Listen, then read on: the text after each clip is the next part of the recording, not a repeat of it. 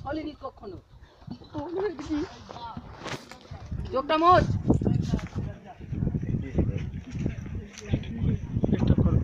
অত রিস্ক নিতে হবে না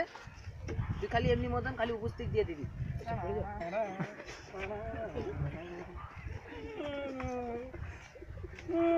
এই দেখো পাগলা চোদার কাজ দেখো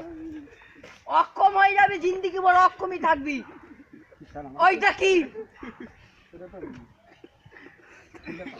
ফিল্টার পানি এটা ফিল্টার পানি এটা কে তো লেখা আছে কোকো কোলা এটা বলছি ফিল্টার পানি একদম গলা ঝুলে নিছিস কেন এরকম তোরা হাতে ছেড়ে যাচ্ছিল কি